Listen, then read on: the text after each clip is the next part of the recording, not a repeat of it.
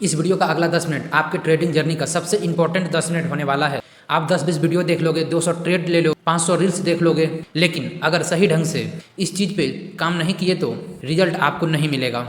ये वीडियो हम specially beginner trader के लिए बना रहे हैं, लेकिन शूट करते करते मुझे रियलाइज हुआ कि ये चीज़ आपके लिए भी उतना ही काम आने वाला है जितना एक बिगनर ट्रेडर के लिए काम आने वाला है। बस स्टार्ट करना होगा कुछ बेसिक चीज़ों से, ताकि आप भी इस चीज़ों से रिलेट कर सके।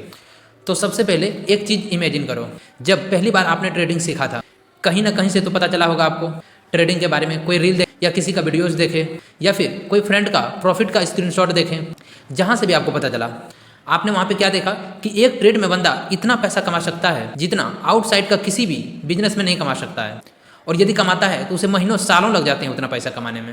अब थोड़ा और डीप में इमेजिन करो, जिस दिन आपको ट्रेडिंग के बारे में पता चला उसके 1 हफ्ते 2 हफ्ते 1 महीने 2 महीने आपका माइंडसेट कैसा था, मैं बताता हूँ आपको कैसा फीलिंग होता होगा। ये जो चार्ट है ना, लोगों को चार्ट पे कुछ करते करते आपको फील होता होगा कि ये चार्ट किसी तरह समझ में आ जाता ना तो मैं फाड़ के रख देता, एकदम अंधा पैसा कमाता। उसके बाद एक ट्रेडर निकल जाता है, chart pattern, price action, indicator, candle stick, ये सब चीज पे अपना पूरा फोकस लगा देते हैं। लेकिन उस ट्रेडर को ये पता नहीं होता है और ना ही उसे कोई बताने वाला है कि जितना ज्यादा chart pattern, indicator, candle stick, price action, जितना ये सब इंपॉर्टेंट है, उससे 10x ज्यादा आपका माइंडसेट, आपका साइकोलॉजी, इमोशन कंट्रोल, ये सब इंपॉर्टेंट है। एंड सबसे जो ज्यादा है वो है डिसिप्लिन।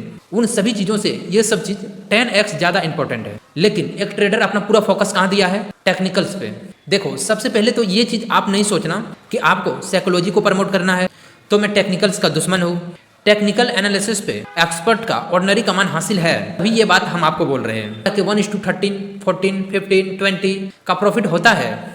इस लेवल का टेक्निकल कमान हासिल करने के बाद यदि कोई आपको ये बात बोल रहा है ना, तो फिर समझो बात कितना प्रेशियस है। एक बिगनर ट्रेडर टेक्निकल के लूप में फंस के उसके बाद उसको लगता है इसके बाद तो हमें मिल ही जाएगा। एक वो हिरन वाला कहानी है ना कि जब आप वहां तक पहुंचोगे, इंडिकेटर्स को पार करोगे, तब आपको लगेगा यार यहाँ पे पानी है। जब आप वहां पे पहुंचोगे तो लगेगा यार यहाँ नहीं वहां पे है। जैसे रोड में होता है ना, हिरन दौड़ते रहता है, उसको लगता है यहाँ पे पानी है, वहां जाने के बाद लगता है नहीं यहाँ तो नहीं, फिर आगे में पानी है। वो पानी एक्चुअली में होता नहीं है, वो हिरन का डायरेक्शन ही गलत होता है। रोड पे पानी कहाँ से मिलेगा?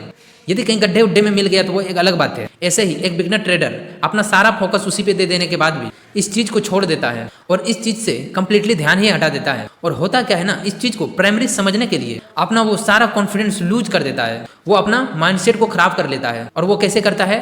लॉसेस पे लॉसेस कर करके। उसको लगता है सक्सेस इधर है, लेकिन सक्सेस इधर है ही नहीं। अल्टीमेटली जब आप ट्रेडिंग का हर लेवल को क्रॉस कर लोगे, तब जाके आपको एक ही चीज पता चलेगा कि इमोशंस कंट्रोल करोगे तभी आप एक सक्सेसफुल ट्रेडर बन पाओगे।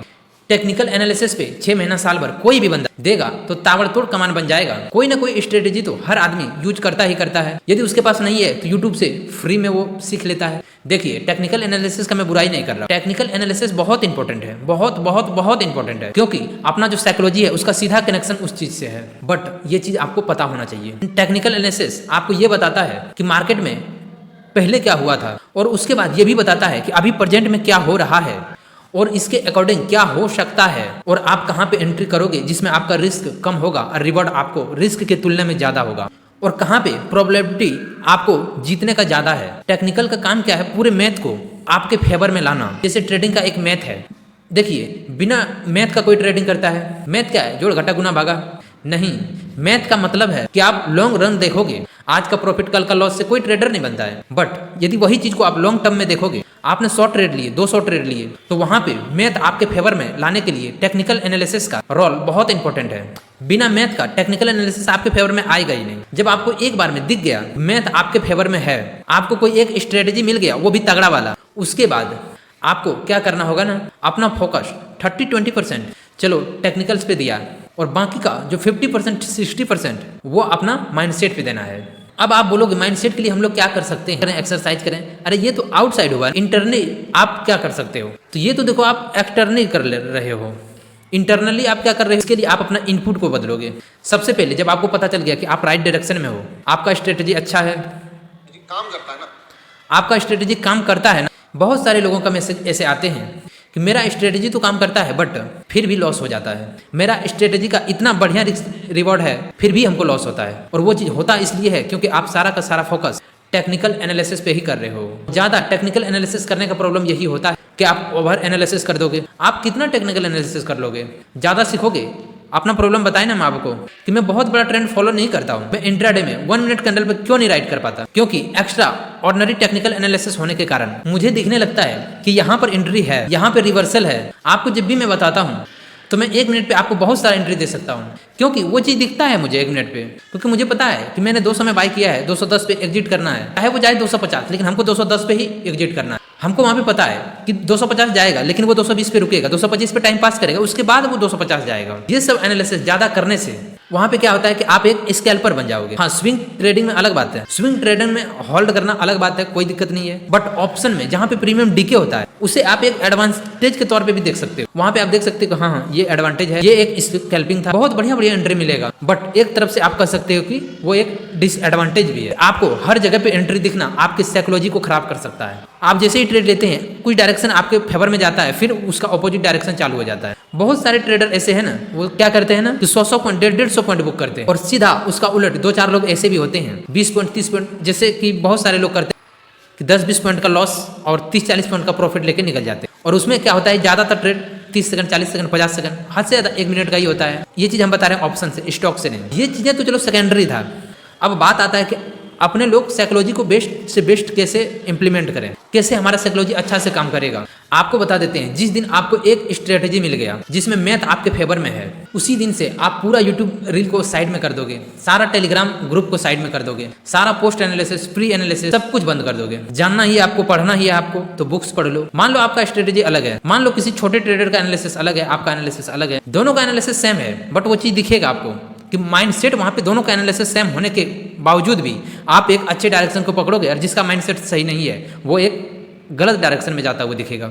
एक बंदा था, वो बोला मैं ब्रेकआउट ट्रेड लेता हूँ, मैं उसके अगेंस्ट रिवर्सल ट्रेड लेता था। वो बोल रहा था ब्रेकआउट पे हम कैसे अपना एक्यूरेसी को बढ़ाऊं, और मैंने उनको बताया कि आप पूछ तो रहे हो, लेकिन मैं आपको बता भी देता हूँ, लेकिन मेरा माइंडसेट जो है ना वो उसका 180 डिग्री का पोज है, और आप जो करते हो उसका जस्ट ऑपोजिट में करना चाहता हूँ, और मुझे वो चीज़ पता है कि ये ज़्यादा बेटर है। मैं उस ब्रेकआउट को भी पकड़ता हूँ, ऐसा नहीं है, लेकिन उसमें हमको पता है कि 75% ब्रेकआउट फेल है। अब यहाँ पे आप लाइव में आप हमको देख रहे हैं अभी, ठीक है, लेकिन लाइव में ये चार्ट अभी चल रहा है। यहाँ पे आपको क्या देखने को मिलेगा, देखिए हमने यहाँ पे एक ट्रेंड लाइन खींचे हैं, ठीक है, एक ये जो रेजिस्टेंस का है इसका हमने एक मार्क किया था। यहाँ पे क्या किया, ये ट्रेंड लाइन पे आया, मार्केट अप गया, यहाँ पे जाने के बाद ये जो रेजिस्टेंस एरिया है इसको ब्रेकआउट भी दिया, लेकिन यहाँ पे क्या हुआ, मार्केट सब बायर्स को फंसा के उसका स्टॉप लॉस लिया। उसके बाद जब सेकंड टाइम में इसको जब हिट किया तो यहाँ पे हमारा एंट्री बनता, और हमें देखिए कितना शार्प मोमेंटम मिला, ठीक है। इस चीज को भी आप लोग ध्यान दीजिए, ठीक है।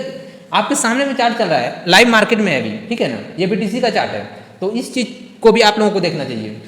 बट उन्होंने पूछा हमको तो उसको बता दिए। उसी टाइप से यदि आपका स्ट्रेटेजी काम करता है तो फिर आप कोई भी यूट्यूबर को मत देखो, कोई भी इंस्टा रील्स मत देखो, कोई भी टेलीग्राम ग्रुप ज्वाइन मत करो। यदि आपका एनालिसिस काम करता है तो आपको अपना एनालिसिस करना चाहिए, अपना माइंडसेट को इंप्रूव करना चाहिए। जो रियल ट्रेड करता है वो तो ठीक है, लेकिन जो पेपर ट्रेड भी करता है ना, शुरुआत में बिगनर ट्रेडर के लिए मैं बता रहा हूँ ये चीज को, उस पर भी आपको जनरल बनाना चाहिए। सारा चीज को आप खुद से एनालाइज करो, बाहर की चीजों को साइड में रखो। आप अपने आप को किसी भी दूसरे यूट्यूबर से कंपेरिजन मत करो। मैं हमेशा आपको दिखाता हूँ कि मैं हमेशा ऑर्डर बुक प्ले करता हूँ, जिसमें टाइम हमारा 15 to 20 मिनट्स रूल लगता है। उसमें 15 to 20 मिनट्स में ही हम कोई भी ट्रेड को बुक कर लेते हैं, चाहे वो जो भी हमें प्रॉफिट दे। कभी भी हम अपना पोजीशंस को नहीं दिखाता हूँ, जैसे कि यहाँ पे भी हम आपको जो दिखाएं, यहाँ पे भी हमारा पोजीशन ऐड हुआ था, ठीक है, बट हमने आपको दिखाया नहीं। यहाँ पे सिर्फ एनालिसिस करने के लिए आपको हमने इस चीज़ को लगा के रखे थे यहाँ पे, और जब हमारा रिकॉर्डिंग चालू हुआ था उसी टाइम हम यहाँ पे कहीं पे थे, ठीक है, यहीं पे हम ये सब चीज़ आपके सामने में लाइन ड्रॉ किए, और देखिए उस डायरेक्शन में मार्केट किस हिसाब से गया। बहुत सारे जो बायर थे वो यहीं पे बाय करके वो ट्रैप हो गए होंगे, इसमें अपना स्टॉप लॉस दे दिए होंगे, लेकिन जैसे स्टॉप लॉस दिया इस जगह पे, जैसे मार्केट आया, मार्केट एक बार ब्रेकआउट फेल किया, ठीक है, दूसरी बार वो ब्रेकआउट फेल 5% ही चांस रहता है कि दूसरी बार फेल होगा, ठीक है, दूसरी बार इसको निकलना ही था, जो चीज़ इसमें निकला, ठीक है।